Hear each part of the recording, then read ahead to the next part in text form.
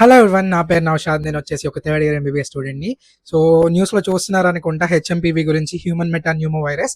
So, చాలా అయితే panic అవుతున్నారు చాలామంది. బికాజ్ న్యూస్ ఛానెల్స్ వాళ్ళు చాలా అంటే చాలా మిస్‌ఇన్ఫర్మేషన్ అయితే స్ప్రెడ్ చేస్తున్నారు వ్యూస్ కోసం. So, as a medical student నాకు తెలిసింది నేను చెప్తా. చాలామంది అడుగుతున్నారు కోవిడ్ లాగా చాలా డేంజరస్, సీరియసా అని చెప్పి. సో, కరెక్ట్‌గా చెప్పాలి అంటే మరీ అంత సీరియస్ కాదు. అండ్ బై ద వే వీడియోని షేర్ చేయండి సో దట్ మంచి ఇన్ఫర్మేషన్ అయితే రీచ్ అయ్యిద్ది జనాలకి. సో, జనరల్‌గా 3 కేటగిరీ పీపుల్‌కి మాత్రమే ఇది కొంచెం సీరియస్ అనమాట.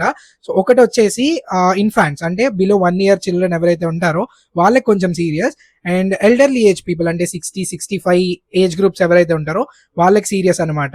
And also immuno compromised people అంటే కొంచెం ఇమ్యూనిటీ తక్కువ ఉంటది కదా! వాళ్ళకి కొంచెం సీరియస్. అంతే తప్పించి కోవిడ్ లాగా అంత మోర్టాలిటీ రేట్ అయితే ఉండదు. ఇన్ కేస్ ఔట్ బ్రేక్ ఏమన్నా వచ్చినా కూడా హెచ్ఎంపీవీది. లైక్ కోవిడ్ చాలా మంది చనిపోయారు కదా! బట్ అలా జనరల్ పాపులేషన్ అయితే అంత ఎఫెక్ట్ అవ్వరు. ఇన్ కేస్ మీకు లైక్ డిసీజ్ ట్రాన్స్మిట్ అయినా కూడా గానీ మోర్టాలిటీ రేట్ అయితే మరీ కోవిడ్‌కి ఉన్నట్టు ఉండదనమాట. సో, భయపడాల్సిందేం లేదు.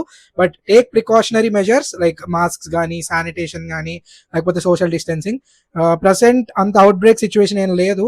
హోప్‌ఫుల్లీ లైక్ రాదు కూడా. దీని గురించి ఇంకా లైక్ ఎక్కువ ఇన్ఫర్మేషన్ కావాలి, లైక్ డిసీజ్ ట్రాన్స్మిషన్ గానీ, సింప్టమ్స్ గానీ ఇవన్నీ తెలుసుకోవాలి అనుకుంటే యూట్యూబ్‌లో ఫుల్ వీడియో అయితే ఉంది. So, have a look at it.